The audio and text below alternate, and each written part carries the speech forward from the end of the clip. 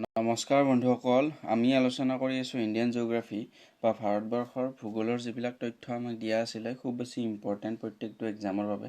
গতিকে আমাৰ ভাৰতবৰ্ষৰ ভূগোলৰ বিষয়ে বিভিন্ন ধৰণৰ তথ্যবিলাক আমি ইতিমধ্যে পাৰ্ট বাই পাৰ্ট আলোচনা কৰিলোঁ আৰু ইতিমধ্যে আমি 29টা পাৰ্ট আলোচনা কৰিছোঁ, য'ত আমি ভাৰতবৰ্ষৰ বিষয়ে খেতিৰ লগত জড়িত বা ভাৰতবৰ্ষৰ বিভিন্ন ধৰণৰ কোষ্টেল এৰিয়াৰ লগত বা ভাৰতবৰ্ষৰ ক্লাইমেটৰ লগত জড়িত গোটেইখিনি দিশ চালি জাৰি আমি আলোচনা কৰিছোঁ এটা সম্যক জ্ঞান ল'বৰ বাবে। গতিকে পাৰ্ট 1ৰ পৰা 29লৈকে আমি ইতিমধ্যে আলোচনা কৰিছোঁ।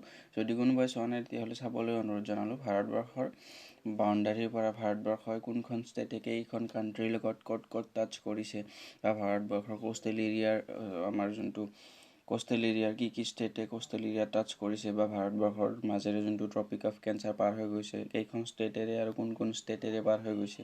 গতিকে এই গোটেই কথাবিলাক আলোচনা কৰাৰ উপৰিও আমি ভাৰতবৰ্ষৰ বিষয়ে বিভিন্ন ধৰণৰ তথ্যবিলাক ইতিমধ্যে আলোচনা কৰিছোঁ।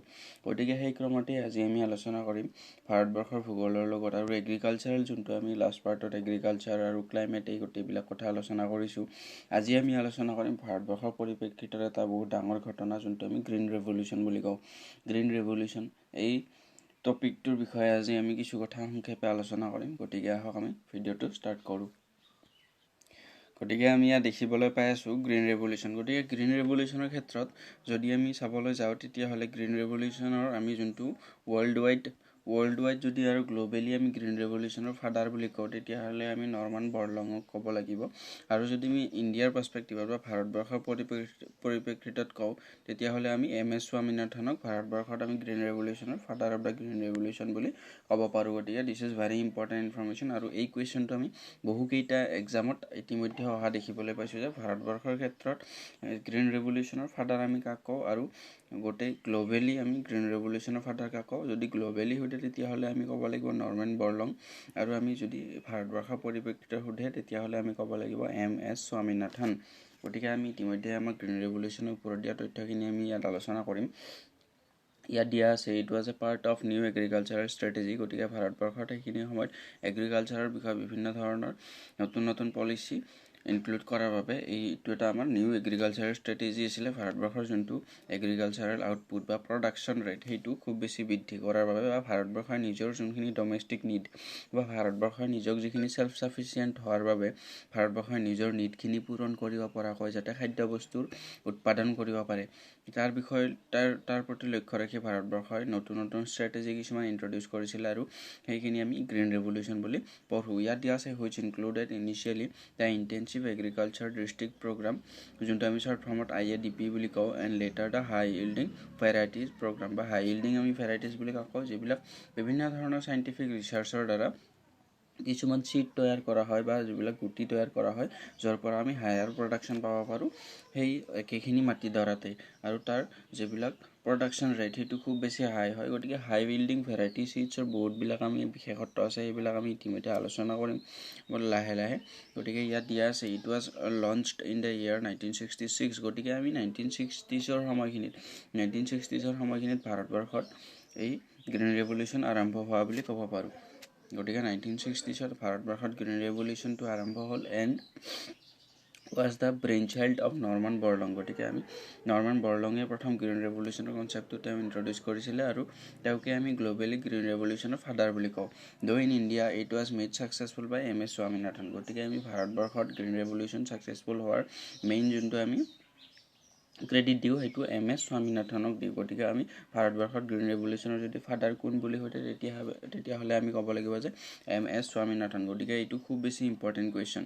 তাৰপাছত দিয়া আছে the achievement of green revolution with rise in cereal production specially wheat and rice. গতিকে আমাৰ যোনটো ঘেঁহু আৰু চাউল এই দুয়োটাৰ প্ৰডাকশ্যন খুব বেছি হাই হ'ল এই গ্ৰীণ ৰেভলিউশ্যনৰ কাৰণে। তাৰপিছত দিয়া আছে চেঞ্জ ইন ক্ৰপিং পেটাৰ্ণ। গতিকে ক্ৰপিং পেটাৰ্ণৰ এই গ্ৰীণ ৰেভলিউশ্যন ইন্ট্ৰডিউচ হোৱাৰ লগে লগে হাই ইল্ডিং ভেৰাইটি চিডছ ৰাইচ আৰু হুইটৰ বিশেষকৈ হুইটৰ হাই ইল্ডিং ভেৰাইটি চিডছ আহি গ'ল আৰু তাৰপিছত লাহে লাহে ক্ৰপিং পেটাৰ্ণবিলাক চেঞ্জ হ'বলৈ আৰম্ভ কৰিলে আৰু in favour of wheat and increase employment opportunities. গতিকে বিশেষকৈ আমি গ্ৰীণ ৰেভলিউশ্যনৰ সময়খিনিত ক'ব পাৰোঁ যে গ্ৰীণ ৰেভলিউশ্যনত কেৱল মাত্ৰ হুইট প্ৰডাকশ্যনত বহুত বেছি গুৰুত্ব দিয়া হৈছিলে বা 90% গুৰুত্ব বা 95% গুৰুত্ব কেৱল হুইট প্ৰডাকশ্যনৰ ওপৰত দিয়া হৈছিলে। আৰু মানুহে যেতিয়া ইয়াৰ ওপৰত বিভিন্ন ধৰণৰ হাই ইল্ডিং ভেৰাইটি চিডছ পাবলৈ ধৰিলে বা ফাৰ্টিলাইজাৰ পাবলৈ ধৰিলে, বিভিন্ন ধৰণৰ পলিচিবিলাক টুৱাৰ্ডছ হুইট প্ৰডাকশ্যন বেছিকৈ লোৱা দেখিলে, গতিকে সকলো মানুহে হুইট প্ৰডাকশ্যনৰ বাবেহে আগবাঢ়ি আহিল। গতিকে আমি এটা ৰেপিড গ্ৰ'থ বা এটা খুব বেছি ডেভেলপমেণ্ট আমি দেখিবলৈ পাওঁ হুইট প্ৰডাকশ্যন। গতিকে সেইবাবে বেলেগ ক্ৰপবিলাক ইগন'ৰ কৰিলে মানুহবিলাকে। গতিকে য'ত প্ৰডাকশ্যন বেছিকৈ পায়, য'ৰ পৰা লাভান্বিত বেছিকৈ হয়, সেই তাৰ প্ৰডাকশ্যন মানুহে নিশ্চয় বেছিকৈ কৰিব। গতিকে সেইবাবে হুইট প্ৰডাকশ্যনৰ ফালে মানুহে বিশেষকৈ আকৰ্ষিত হ'লে আৰু বাকী ক্ৰপবিলাক ক্ৰমান্বয়ে ইগন'ৰ হ'বলৈ আৰম্ভ কৰিলে। তাৰপাছত দিয়া আছে দ্য গ্ৰীণ ৰেভলিউশ্যন। এইটো আমি ইয়াত GR বুলি দিছোঁ। The green revolution demanded high yielding variety seeds. গতিকে এইটো HYVS বুলি কোৱা হৈছে, হাই ইল্ডিং ভেৰাইটি চিডছ, যোনটো চাইণ্টিফিকেলি ৰিচাৰ্চ কৰি পিনে কিছুমান নতুন প্ৰকাৰৰ চিড তৈয়াৰ কৰা হয়, য'ৰ পৰা এটা হায়াৰ প্ৰডাকশ্যন ৰেট বা হায়াৰ এটা আউটপুট পাব পাৰে। সেইটোক আমি হাই ইল্ডিং ভেৰাইটি চিডছ বুলি কওঁ। তাৰপিছত ইৰিগেশ্যন, যোনটো ইনক্ৰিজিং ইৰিগেশ্যন বা পানীৰ যোগান আঁচনিৰ যিবিলাক বিভিন্ন ধৰণৰ পলিচিৰ জৰিয়তে খেতিত পানী যোগান আঁচনিৰ বা পানীৰ যোগান ধৰা হ'ল। তাৰপিছত পেষ্টিচাইডছ, ইনচেক্টিচাইডছ এইবিলাকৰ ইউজ বাঢ়ি গ'ল। তাৰপিছত কেপিটেলিষ্টিক ফাৰ্মিং বাঢ়িল। কেপিটেলিষ্টিক কি, আমি কেপিটেলিষ্টিক ফাৰ্মিং কাক কওঁ, এই গোটেই কথাবিলাক আলোচনা কৰিম। ৰিজনেল ডিছপাৰিটিজ, গতিকে আমি গ্ৰীণ ৰেভলিউশ্যনত বিশেষকৈ দেখা পাওঁ আমি পাঞ্জাৱ, হাৰিয়ানা, উত্তৰ প্ৰদেশ আৰু ৱেষ্টাৰ্ণ উত্তৰ প্ৰদেশ, ৰাজস্থানৰ কিছু অংশ। গতিকে এই অঞ্চলখিনিত সেই সীমিত হৈ থাকিল। বাকী অঞ্চলবিলাকত গ্ৰীণ ৰেভলিউশ্যনৰ ইম্পেক্ট সিমান বেছি নহ'ল। গতিকে সেইবাবে এটা অঞ্চলৰ এগ্ৰিকালচাৰটো খুব বেছি ডেভেলপড হ'ল আৰু আন এটা অঞ্চল পিছ পৰি গ'ল। গতিকে সেইবাবে ইয়াত আমি ৰিজনেল ডিছপাৰিটিজ দেখিবলৈ পাওঁ, ইম্বেলেঞ্চ দেখিবলৈ পাওঁ। তাৰপিছত এনভাইৰমেণ্টেল ডিগ্ৰেডেশ্যন কেনেকৈ হ'ল, গোটেইবিলাক কথা গ্ৰীণ ৰেভলিউশ্যনৰ লগত কিছুমান পজিটিভ ইম্পেক্টো আহিলে আৰু কিছুমান নিগেটিভ ইম্পেক্টো আমি গ্ৰীণ ৰেভলিউশ্যনত দেখিবলৈ পাওঁ। গতিকে আমি গ্ৰীণ ৰেভলিউশ্যনৰ যিবিলাক পজিটিভ ইম্পেক্ট আছে বা নিগেটিভ ইম্পেক্ট আছে, এই গোটেই কথাবিলাক আলোচনা কৰিম। আৰু বিশেষকৈ আমি নেক্সট আলোচনা কৰিম যে গ্ৰীণ ৰেভলিউশ্যনৰ কম্পনেণ্ট কি কি আছিলে, বা এই গ্ৰীণ ৰেভলিউশ্যনটো এটা যোনটো বহুতবিলাক পলিচিৰ বা বহুতবিলাক ষ্ট্ৰেটেজিৰ এটা মিক্সাৰ বা গোটেই এজ এ হোল আমি ষ্ট্ৰেটেজিটোক গ্ৰীণ ৰেভলিউশ্যন বুলি কৈছোঁ। কিন্তু ইয়াৰ মাজত বহুবিলাক কম্পনেণ্ট আছিলে যোনবিলাকত কাম কৰি খেতিৰ প্ৰডাকশ্যনটো হাই কৰা হৈছিলে। গতিকে এই গোটেই কম্পনেণ্টছবিলাকনো কি কি আছিলে আমি নেক্সট চাম। গতিকে আমাক দিয়া আছে ইয়াত the components of green revolution. গতিকে আমাক গ্ৰীণ ৰেভলিউশ্যনটো ছাকচেছফুল কৰাৰ বাবে আমি কি কি কম্পনেণ্টৰ ওপৰত কাম কৰিছিলোঁ। ইয়াত দিয়া আছে হাই ইল্ডিং ভেৰাইটি চিডছ। গতিকে ইতিমধ্যে আমি আলোচনা কৰিলোঁ যে এটা অৰিজিনেল চিডছৰ পৰা চাইণ্টিফিকভাৱে বিভিন্ন ধৰণৰ ৰিচাৰ্চ কণ্ডাক্ট কৰি পিনে সেই চিডছৰ এটা নতুন ভেৰাইটি প্ৰডাকশ্যন কৰা হয়, আৰু এই ভেৰাইটিটোৰ যোনটো প্ৰডাকশ্যন ৰেট বা আউটপুট ৰেট সেইটো খুব বেছি হয়। গতিকে ইয়াক আমি হাই ইল্ডিং ভেৰাইটি চিডছ বুলি কওঁ। গতিকে এইটো এটা ইম্পৰ্টেণ্ট কম্পনেণ্ট আছিলে গ্ৰীণ ৰেভলিউশ্যন। ইৰিগেশ্যন, গতিকে আমি জানো যে ক্ৰপ প্ৰডাকশ্যন বা যোনটো এটা আউটপুট খুব বেছি ভাল হ'ব লাগিলে তাত পানী যোগান খুব ভাল পৰিমাণে লাগিব, বা তাত যাতে কোনো ধৰণৰ পানীৰ কম হ'ব নোৱাৰে বা পানীৰ যোনটো প্ৰয়োজনীয় মাত্ৰাত পানী যাতে যোগান ধৰিব পাৰে, তাৰ বাবে ইৰিগেশ্যন ফেচিলিটি বা নদীৰ পৰা পানী যোগান ধৰিবলৈ বিভিন্ন ধৰণৰ আঁচনিৰ আমাৰ ইণ্ট্ৰডিউচ কৰা হ'ল। গতিকে irrigation was also' a important component of green revolution. Use of fertilisers, গতিকে আমি বিশেষকৈ দেখিবলৈ পাওঁ যে হাই ইল্ডিং ভেৰাইটি চিডছবিলাক যোনটো ফাৰ্টিলাইজাৰৰ প্ৰতি তেওঁলোকৰ ৰিয়েকশ্যনটো বা ফাৰ্টিলাইজাৰৰ প্ৰতি যোনটো হাই ইল্ডিং ভেৰাইটি চিডছবিলাকে যোনটো ৰিয়েক্ট কৰে সেইটো খুব বেছি ফাষ্ট আৰু খুব পজিটিভভাৱে ৰিয়েক্ট কৰে। গতিকে এই হাই ইল্ডিং ভেৰাইটি চিডছবিলাকৰ এটা হায়াৰ প্ৰডাকশ্যন ৰেট পাবলৈ মানুহবিলাকে ফাৰ্টিলাইজাৰ ইউজ কৰা আৰম্ভ কৰি দিলে, পেষ্টিচাইডছ আৰু ইনচেক্টিচাইডছ ইউজ কৰা আৰম্ভ কৰি দিলে। কাৰণ এই হাই ইল্ডিং ভেৰাইটি চিডছবিলাক আমাৰ যোনবিলাক ডিজিজ থাকে বা বিভিন্ন ধৰণৰ বেমাৰ থাকে সেইবিলাক ৰোধ কৰাৰ বাবে ইনচেক্টিচাইডছ, পেষ্টিচাইডছৰ এইবিলাক ইউজ আৰম্ভ হৈ গ'ল। গতিকে এইবিলাক কিছুমান important component. Common area development, বা যিবিলাক আমি এটা ৱাটাৰ ছাপ্লাইৰ এটা আমি খেতিডৰাত আমি পানী যোগান দিয়াৰ বাবে আমি যোনটো ইৰিগেশ্যন ফেচিলিটি এটা ডেভেলপ কৰিলোঁ, আৰু খেতি যোগান আঁচনিত আল্টিমেটলি বা খেতি হোৱা পথাৰডৰাত কিমানখিনি পানীৰ প্ৰয়োজন আছে আৰু ইয়াত আমি কিমান প্ৰডাকশ্যন কৰি আছোঁ। গতিকে এই দুয়োটাৰ মাজত এটা বেলেঞ্চ ক্ৰিয়েট কৰিবলৈ আৰু যাতে অপব্যয় নহয়, গতিকে এই গোটেই কথাবিলাক চোৱা চিতা কৰিবলৈ কমন এৰিয়া ডেভেলপমেণ্ট বুলি প্ৰগ্ৰাম লঞ্চ কৰা হ'ল। কনচলিডেশ্যন অফ লেণ্ড হোল্ডিংছ, গতিকে আমি ভাৰতবৰ্ষত জানো যে সৰু সৰু মাটিৰ টুকুৰা বহুবিলাক মানুহৰ হাতত থাকে। গতিকে কেনেধৰণে এই সৰু সৰু মাটিৰ টুকুৰাবিলাক একলগ কৰি এটুকুৰা ডাঙৰ মাটিত কনভাৰ্ট কৰি পিনে তাত কমাৰ্চিয়েলভাৱে খেতি কৰিব পাৰি। গতিকে আমি জানো যে সৰু মাটি যদি আমাৰ 10 টুকুৰা 10জন বেলেগ মানুহৰ হাতত থাকে, বেলেগ বেলেগ মানুহৰ হাতত, তেওঁলোকে ইয়াত কমাৰ্চিয়েলভাৱে কোনোদিন খেতি কৰিব নোৱাৰে। অলপ অলপ মাটিত তেওঁলোকে নিজৰ চেল্ফ ছাফিচিয়েণ্ট হোৱাৰ বাবে তেওঁলোকে খেতি কৰিব। কিন্তু যদি এই গোটেই মাটিবিলাক আমি একলগ কৰি এটা ডাঙৰ মাটিৰ এটা ক্ৰিয়েট কৰোঁ, ডাঙৰ মাটিৰ এটা লেণ্ড হোল্ডিংছ ক্ৰিয়েট কৰোঁ, তেতিয়াহ'লে আমি তাত তেওঁলোকৰ গোটেই বেছিক নিডছখিনিও কমপ্লিট কৰিব পাৰিম আৰু তাৰ লগতে কমাৰ্চিয়েলভাৱে খেতি কৰিব পাৰিম যেতিয়া এই লেণ্ড এৰিয়াটো ডাঙৰ হ'ব। গতিকে তাকে কোৱা হৈছে কনচলিডেশ্যন অফ লেণ্ড হোল্ডিংছ। গতিকে মাটিবিলাক একলগ কৰা। গতিকে এইবিলাক হ'ল ইম্পৰ্টেণ্ট কিছুমান কম্পনেণ্ট। লেণ্ড ৰিফৰ্মছ দিয়া আছে, ছাপ্লাই অফ এগ্ৰিকালচাৰেল ক্ৰেডিট। গতিকে যিবিলাক আমাৰ বেংক আছে বা ফাৰ্মাৰবিলাকক যাতে তেওঁলোকৰ ক্ৰেডিট কম নহয় বা তেওঁলোকৰ যাতে মূলধনৰ অভাৱ নহয়, মূলধনৰ অভাৱৰ বাবে যাতে তেওঁলোকে বিভিন্ন ধৰণৰ মেচিনবিলাক ইউজ কৰিব নোৱাৰা হৈ নাথাকে বা পেষ্টিচাইডছ ইনচেক্টিচাইডছ যাতে টাইমত তেওঁলোকে ইউজ কৰিব পাৰে। গতিকে সেইবিলাকৰ প্ৰতি লক্ষ্য ৰাখি গভমেণ্টে এনচিয়'ৰ কৰিব লাগিব যে ছাপ্লাই অফ এগ্ৰিকালচাৰ ক্ৰেডিট বা তেওঁলোকে যাতে লোন সময়মতে পায়।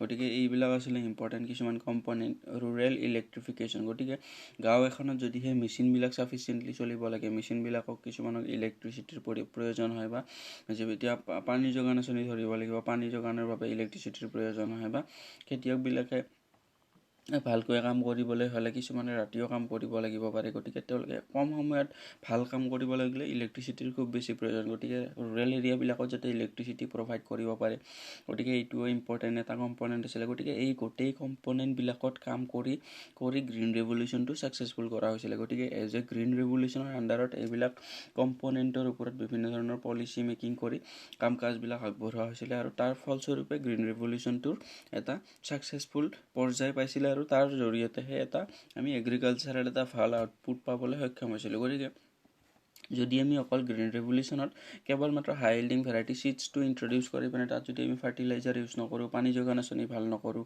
বা আমি খেতিয়কক যদি লোন প্ৰভাইড নকৰোঁ, তেনেহ'লে আমি এটা গ্ৰেটাৰ আউটপুট পাবলৈ সক্ষম নহ'ব পাৰোঁ।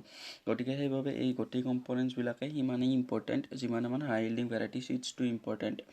হাই ইল্ডিং ভেৰাইটি চিডছৰ লগত আমাৰ ইৰিগেশ্যন লাগিবই, ফাৰ্টিলাইজাৰ লাগিবই, আমাক খেতিয়কসকলৰ ক্ৰেডিট লাগিবই বা তেওঁলোকক যিবিলাক লোন আছে বা তেওঁলোকৰ মূলধনৰ প্ৰয়োজন হ'বই। গতিকে এইবিলাক হ'ল ইম্পৰ্টেণ্ট কিছুমান কম্পনেণ্ট। তাৰপিছত ৰুৰেল ৰোডছ এণ্ড মাৰ্কেটিং। গতিকে হাই ইল্ডিং ভেৰাইটি চিডছ ইনক্লুড কৰি আমি এই কম্পনেণ্টবিলাক ইউজ কৰি পিনে এটা গ্ৰেটাৰ আউটপুট ল'লোঁ। কিন্তু সেইটো মাৰ্কেটলৈকে নিবলৈ হ'লে ৰাস্তা ঘাট ভাল লাগিব বা মানুহক গাড়ী মটৰৰ প্ৰয়োজন হ'ব, গাড়ী মটৰ অহা যোৱা কৰাৰ বাবে ৰাস্তা ভাল হ'ব লাগিব আৰু মাৰ্কেটৰ এভেইলেবিলিটি হ'ব লাগিব। গতিকে ৰুৰেল ৰোডছ আৰু মাৰ্কেটিঙৰ যিবিলাক ফেচিলিটি আছিল সেইবিলাক ইম্প্ৰুভ কৰা হ'ল। Farm mechanisation. গতিকে মেচিনবিলাক ইউজ কৰা হ'ল যাতে খেতিয়কে কম সময়ৰ ভিতৰত বেছি আউটপুট ল'ব পাৰে বা কম সময়ৰ ভিতৰত যাতে বেছি মাটি খেতি কৰিব পাৰে। গতিকে সেইবাবে মেচিনবিলাক ইণ্ট্ৰডিউচ কৰা হ'ল। এগ্ৰিকালচাৰেল ইউনিভাৰ্চিটিজ বা বিভিন্ন ধৰণৰ এগ্ৰিকালচাৰৰ ওপৰত ষ্টাডি কৰাৰ বাবে ইনষ্টিটিউশ্যন স্থাপন কৰা হ'ল, য'ত নতুন ধৰণৰ টেকনিক ফাৰ্মাৰবিলাকে শিকিব পাৰে। গতিকে এই গোটেইবিলাক হ'ল এটা ইম্পৰ্টেণ্ট কিছুমান কম্পনেণ্ট অফ গ্ৰীণ ৰেভলিউশ্যন। গতিকে এই গোটেইবিলাকৰ কম্বিনেশ্যন হিচাপেহে গ্ৰীণ ৰেভলিউশ্যনটো ছাকচেছফুল হ'ল আৰু ভাৰতবৰ্ষই নিজৰ যিখিনি ফুডৰ বা খাদ্য বস্তুৰ যিখিনি ডিমাণ্ড আছিলে, ডমেষ্টিক ডিমাণ্ডখিনি পূৰণ কৰিবলৈ ভালদৰে সক্ষম হ'ল, চেল্ফ ছাফিচিয়েণ্ট হ'বলৈ সক্ষম হ'ল। গতিকে আমাৰ গ্ৰীণ ৰেভলিউশ্যনৰ ইম্পৰ্টেণ্ট কিছুমান কম্পনেণ্ট কি আছে? High yielding variety seeds, irrigation, use of fertilisers, use of insecticides and pesticides, command area development, consolidation of land holdings, land reforms, supply of agricultural credit, rural electrification, rural roads and marketing, farm mechanisation আৰু agricultural universities. গতিকে এই গোটেইবিলাক হ'ল আমাৰ green ৰেভলিউশ্যনৰ কিছুমান important component. গতিকে আমি ইতিমধ্যে গ্ৰীণ ৰেভলিউশ্যনৰ ইম্পৰ্টেণ্ট কম্পনেণ্টবিলাক আলোচনা কৰিলোঁ ইতিমধ্যে, আৰু এবাৰ আমি গ্ৰীণ ৰেভলিউশ্যনৰ অবভিয়াছলি কিছুমান পজিটিভ ইম্পেক্ট থাকিব আৰু কিছুমান নিগেটিভ ইম্পেক্ট থাকিব। গতিকে গ্ৰীণ ৰেভলিউশ্যনৰ ফলত আমাৰ ভাৰতবৰ্ষই কিনো পজিটিভ ইম্পেক্ট মানুহে পালে আৰু কি নিগেটিভ ইম্পেক্ট মানুহে পালে, এই গোটেই কথাখিনি আমি আলোচনা কৰিম। গতিকে ইয়াত আমি চাব পাৰোঁ যে ইম্পেক্ট অফ গ্ৰীণ ৰেভলিউশ্যন আমি ইয়াত দেখিবলৈ পাই আছোঁ পজিটিভ আৰু ইয়াত দেখিবলৈ পাই আছোঁ আমি নিগেটিভ। গতিকে আমি প্ৰথমতে পজিটিভ ইম্পেক্টকেইটা আলোচনা কৰিম। ইয়াত দিয়া আছে ইনক্ৰিজ ইন এগ্ৰিকালচাৰ প্ৰডাকশ্যন। গতিকে অবভিয়াছলি হাই ইল্ডিং ভেৰাইটি চিডছ ইণ্ট্ৰডিউচ কৰি পিনে ভাৰতবৰ্ষৰ খেতিয়কবিলাকে যেতিয়া এটা হায়াৰ প্ৰডাকশ্যন পাবলৈ সক্ষম হ'ল, তত ফাৰ্টিলাইজাৰ ইউজ কৰিলে, ইৰিগেশ্যন ফেচিলিটি ভাল হ'ল, মেচিন ইণ্ট্ৰডিউচ হ'ল, তেওঁলোকে কম সময়ৰ ভিতৰত বেছি মাটি প্ৰডাকশ্যন কৰিব পৰা হ'ল বা খেতি কৰিব পৰা হ'ল। গতিকে এইবিলাকৰ যে combination increase in agriculture production বা এগ্ৰিকালচাৰ প্ৰডাকশ্যনটো খুব বেছি হাই হ'ল। তাৰপিছত দি আছে reduction of import of food grains. গতিকে ভাৰতবৰ্ষই যদি নিজে ছেল্ফ ছাফিচিয়েণ্ট হ'ব নোৱাৰে, ভাৰতবৰ্ষত ছাপ'জ আমি মানুহখিনিৰ যদি যিখিনি খাদ্যবস্তু ইমানখিনি খাদ্যবস্তু লাগিলে যদি আমি প্ৰডিউচ কৰোঁ এইখিনি, তেতিয়াহ'লে আমি ৰেষ্ট যিখিনি আমাক লাগে সেইখিনি আমি বেলেগ কাণ্ট্ৰিৰ পৰা কিনিব লাগিব বা বেলেগ কাণ্ট্ৰিৰ পৰা আমি ইম্পৰ্ট কৰিব লাগিব। যেতিয়া ভাৰতবৰ্ষৰ খাদ্যবস্তু এইখিনিৰ ঠাইত এইখিনি মানে আৰু তাত কিছু অলপ হ'লেও বেছিকৈ প্ৰডাকশ্যন কৰিব, তেতিয়া ভাৰতবৰ্ষই নিজৰ মানুহৰ খাদ্যবস্তুৰ নিডখিনি কমপ্লিট কৰিবলৈ সক্ষম হ'ল আৰু বেলেগৰ ওপৰত বেলেগ কাণ্ট্ৰিৰ ওপৰত ডিপেণ্ডেঞ্চিটো কমি গ'ল। বেলেগ কাণ্ট্ৰিৰ পৰা খাদ্যবস্তু ইম্পৰ্ট কৰিবলগীয়া সিমানখিনি প্ৰয়োজন নোহোৱা হ'ল। গতিকে reduction of import of food grains, গতিকে বেলেগ কাণ্ট্ৰিৰ পৰা আমি ইম্পৰ্ট কৰা খাদ্যবস্তুৰ পৰিমাণ কমি গ'ল। অবভিয়াছলি ভাৰতবৰ্ষত যিখিনি বস্তু উপযোগী, ভাৰতবৰ্ষৰ ক্লাইমেট যিখিনি বস্তুৰ প্ৰডাকশ্যনৰ বাবে বা যিখিনি বস্তুৰ খেতিৰ বাবে উপযোগী নহয়, সেইখিনি কিছুমান বেলেগ কাণ্ট্ৰিত হয়তো প্ৰডাকশ্যন হ'ব পাৰে। গতিকে সেনেকৈ সেইখিনি বস্তু আমি ইম্পৰ্ট কৰিব লাগিব পাৰে। কিন্তু ভাৰতবৰ্ষৰ যিখিনি হুইট, ৰাইচ এইবিলাক বস্তু যাতে বেলেগৰ পৰা ইম্পৰ্ট কৰিব লগা নহয়, গতিকে সেইটো এনচিয়ৰ হ'ল। তাৰপাছত কোৱা হৈছে যে কেপিটেলিষ্টিক ফাৰ্মিং। গতিকে কেপিটেলিষ্টিক ফাৰ্মিঙত আমি কি বুজোঁ যে কেপিটেলিষ্টিক ফাৰ্মিঙত ভাৰতবৰ্ষৰ যিবিলাক দামী বিজনেছমেন আছে বা যিবিলাকৰ মানুহৰ হাতত বিশেষকৈ বেছিকৈ পইচা থাকে, তেওঁলোকে এই কেপিটেলিষ্টিক ফাৰ্মিঙত তেওঁলোকে এটা ডাঙৰ লেণ্ড হোল্ডিংছ এৰিয়াত তেওঁলোকে ইনভেষ্টমেণ্ট কৰে।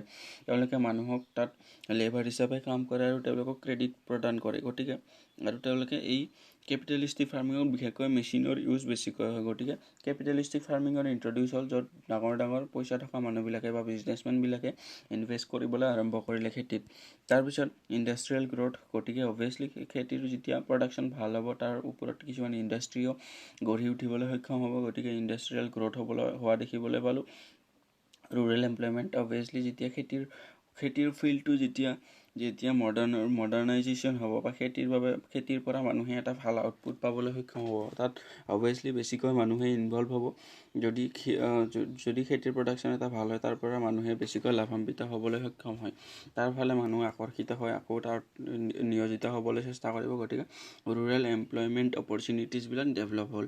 তাৰপাছত এইবিলাক বহুতবিলাক পজিটিভ ইম্পেক্ট থকাৰ বাহিৰেও আমাৰ ভাৰতবৰ্ষত গ্ৰীণ ৰেভলিউশ্যনৰ কিছুমান নিগেটিভ ইম্পেক্ট আছে। গতিকে সেইবিলাক হ'ল ইণ্টাৰ ক্ৰপ ইম্বেলেঞ্চ। গতিকে আমি জানো যে গ্ৰীণ ৰেভলিউশ্যনত কেৱল মাত্ৰ হুইট প্ৰডাকশ্যনতহে খুব বেছি ইম্পৰ্টেঞ্চ দিয়া হৈছিলে। গতিকে হুইট প্ৰডাকশ্যনত অকল ইম্পৰ্টেঞ্চ দিয়াৰ লগে লগে হুইট প্ৰডাকশ্যনৰ যোনটো ৰেট সেইটো খুব বেছি হাই হৈ গ'ল, আৰু হাই হোৱাৰ লগে লগে বেলেগ মানুহবিলাকে যিবিলাক বেলেগ খেতি কৰি আছিলে, সেই খেতিবিলাক বাদ দি হুইট সকলোৱে হুইট প্ৰডাকশ্যন কৰাত লাগি গ'ল। গতিকে ইয়াৰ পৰা বাকী খেতিবিলাক পিছ পৰি গ'ল বা বাকী খেতিবিলাক ইগন'ৰ কৰা হ'ল। গতিকে আৰু যেতিয়া মানুহে এটা মিক্সড ফাৰ্মিং কৰিছিলে বা এটা খেতি চাইমultaneously এটা টাইম পিৰিয়ডৰ মাজতে 2-3টা খেতি এডৰা মাটিতে একেলগে খেতি কৰিছিলে, আৰু তেতিয়া মাটিখিনিৰ যিখিনি পচিবিলিটিজ আছিল, মাটিখিনিৰ যিমানখিনি সাৰ পানী আছিলে, সেইখিনি গোটেইখিনি ইউজ হৈ গৈছিলে। কিন্তু যেতিয়া এডৰা মাটিত কেৱল মাত্ৰ এটা খেতি কৰা হয়, তেতিয়া বেলেগ খেতিবিলাকৰ দ্বাৰা ইউজ হ'বলগীয়া যিবিলাক ইয়াৰ মেটেৰিয়েলছ আছিলে, সেইবিলাক ইউজ নোহোৱা হৈ থাকি গ'ল। গতিকে তাৰ বাবে এটা ইণ্টাৰ ক্ৰপ ইম্বেলেঞ্চ এটা ক্ৰিয়েট হ'ল। তাৰপিছত দি আছে এনভাইৰমেণ্টেল ইম্পেক্টছ। গতিকে ইতিমধ্যে আমি জানো যে ভাৰতবৰ্ষত যিবিলাক যেতিয়া গ্ৰীণ ৰেভলিউশ্যন আৰম্ভ হ'ল, তেতিয়াৰ পৰা ফাৰ্টিলাইজাৰৰ ইউজ, ইনছেক্টিচাইডছ, পেষ্টিচাইডছ এইবিলাকৰ ইউজ খুব বেছি বাঢ়ি গ'ল। গতিকে মাটিত যেতিয়া আমি ফাৰ্টিলাইজাৰ বহুত বেছি ইউজ কৰিম, ইয়াৰ লাহে লাহে মাটিৰ যোনটো গুণাগুণ সেইটো কমিবলৈ আৰম্ভ কৰে, আৰু মাটিয়ে নিজৰ উৰ্বৰতা হাৰটো খুব কমাই লৈ যায়, আৰু পানীবিলাক ইয়াৰ মাজেৰে বৈ গ'লে বিভিন্ন ধৰণৰ সাৰ পানীবিলাক ইয়াত মিক্স হৈ পিনে পানী পলিউটেড হয় বা মাটিখিনি পলিউটেড হ'ব পাৰে। ইয়াৰ পৰা আমি লেণ্ড ডিগ্ৰেডেশ্যন দেখিবলৈ পাওঁ। গতিকে মাটিৰ যোনটো মাটিৰ ক্ষয়ক্ষতি খুব বেছি পৰিমাণে বাঢ়ি গ'ল।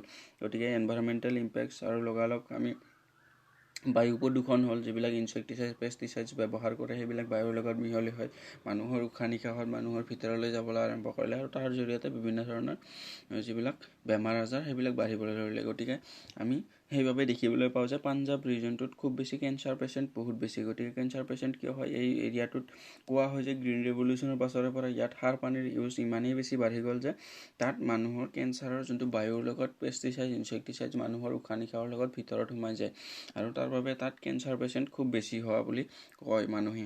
তাৰপিছত আমি দেখিবলৈ পাওঁ যে ইনক্ৰিজ ইন ৰিজনেল ইম্বেলেঞ্চ। গতিকে আমি ইতিমধ্যে আলোচনা কৰিছোঁ যে গ্ৰীণ ৰেভলিউশ্যনৰ ফলত যোনটো আমাৰ হাৰিয়ানা আছিলে, পাঞ্জাব আছিলে, ৱেষ্টাৰ্ণ উত্তৰ প্ৰদেশ আছিলে, ৰাজস্থানৰ কিছু পাৰ্ট আছিলে, গতিকে এই অঞ্চলটোহে গ্ৰীণ ৰেভলিউশ্যনৰ ফলত লাভান্বিত হ'ল। গতিকে তাৰ ফলত যিখিনি ভাৰতবৰ্ষৰ বাকী এৰিয়াবিলাক খেতিৰ প্ৰতি ইমানখিনি ইগনৰেঞ্চ কৰিবলগীয়া হ'ল। গতিকে এই এৰিয়াটোত যোনটো মানুহৰ ইনভেষ্টমেণ্ট বাঢ়ি গ'ল, কিন্তু বাকী এৰিয়াবিলাকত ইনভেষ্টমেণ্ট অহা বন্ধ হ'ল। গতিকে এইফালে এই এৰিয়াটোত হাৰিয়ানা পাঞ্জাব এৰিয়াটোত মানুহ লাভান্বিত হোৱা দেখি পিনে সকলোৱে তাত ইনভেষ্টমেণ্ট কৰা আৰম্ভ কৰিলে, মেচিন তাত ইণ্ট্ৰডিউচ কৰিলে, কিন্তু তাৰ কম্পেয়াৰত বাকী ৰিজনবিলাক পিছ পৰি গ'ল। বাকী ৰিজনবিলাকত সিমানখিনি ডেভেলপমেণ্ট হোৱা দেখিবলৈ পোৱা নগ'ল। গতিকে সেইবাবে কোৱা হৈছে যে ৰিজনেল ইম্বেলেঞ্চ এটা দেখিবলৈ পোৱা গ'ল। Unemployment due to mechanization. গতিকে আগতে যদি খেতিডৰা হাৰভেষ্ট কৰিবলৈ 5 দিন লাগিছিলে আৰু 5জন লেবাৰে কাম কৰিছিলে, এতিয়া সেই খেতিডৰা হাৰভেষ্ট কৰাতে এটা মেচিনে কাম কৰে, আৰু সেই মেচিনটোৱে 5 দিনৰ কাম 2 দিনত কৰে। অবভিয়াছলি মানুহে মেচিনটো ইউজ কৰিব, মেচিনটো ইউজ কৰাৰ তেল পানী লাগিব, কিন্তু মানুহৰ যোনটো লেবাৰ নালাগা হৈ গ'ল। গতিকে এই এটা মেচিন ইণ্ট্ৰডিউচ কৰাৰ লগে লগে 5জন মানুহ আনএমপ্লয়ড হৈ গ'ল। গতিকে আগতে যেতিয়া খেতিডৰা হাৰভেষ্ট কৰাৰ সময়ত 5 দিন কাম কৰিছিলে 5জন মানুহে, গতিকে 5জন মানুহে 5 দিনৰ বাবে এমপ্লয়মেণ্ট পাইছিলে। কিন্তু এটা মেচিন ইণ্ট্ৰডিউচ কৰি দিয়াৰ লগে লগে 5 দিনৰ কাম 2 দিনত হ'ল, কিন্তু 5জন মানুহে নিজৰ এমপ্লয়মেণ্ট অপৰচুনিটিছটো হেৰুৱাই পেলালে। গতিকে এনেধৰণে যিবিলাক মেচিনৰ ইউজ আৰম্ভ হ'ল, তাৰ পৰাই বিভিন্ন ধৰণৰ এমপ্লয়মেণ্ট অপৰচুনিটিছবিলাক লাহে লাহে মানুহৰ কমি গ'ল। তাৰপিছত দিয়া আছে নেগলিজেঞ্চ অফ আদাৰ ক্ৰপছ। ইতিমধ্যে আমি ইণ্টাৰ ক্ৰপ ইম্বেলেঞ্চত আলোচনা কৰিলোঁ যে মানুহে হুইট প্ৰডাকশ্যন বেছি হোৱা দেখিবলৈ পায়, তাত লাভান্বিত হোৱা দেখিবলৈ পায়, মানুহে বাকী ক্ৰপবিলাক ইগন'ৰ কৰা আৰম্ভ কৰিলে। সকলোৱে অকল হুইট প্ৰডাকশ্যনত লাগি গ'ল। গতিকে তাৰ পৰা আমি বাকী ক্ৰপবিলাকৰ যিবিলাক নেগলিজেঞ্চ বা ইগন'ৰেঞ্চ সেইবিলাক আমি দেখিবলৈ পাওঁ। গতিকে আমি এই ভিডিঅ'টোত গ্ৰীণ ৰেভলিউশ্যনৰ বিভিন্ন ধৰণৰ ইম্পেক্টবিলাক আলোচনা কৰিলোঁ। আমি ইতিমধ্যে চাইছিলোঁ যে আমি গ্ল'বেলি গ্ৰীণ ৰেভলিউশ্যনৰ father of the green revolution বুলি ক'লে আমি নৰ্মেন বৰলঙক কওঁ, আৰু যদি আমি ভাৰতৰ পাৰ্চপেক্টিভত বা ইণ্ডিয়ান পাৰ্চপেক্টিভত কওঁ, তেতিয়াহ'লে গ্ৰীণ ৰেভলিউশ্যনৰ ফাদাৰ আমি MS স্বামীনাথনক কওঁ। গতিকে আমাৰ ভাৰতবৰ্ষৰ গ্ৰীণ ৰেভলিউশ্যন ইণ্ট্ৰডিউচ কৰা হৈছিলে 1960ত বুলি আমি ক'ব পাৰোঁ, বা টু বি প্ৰিচাইজ যদি কওঁ আমি 1966ত।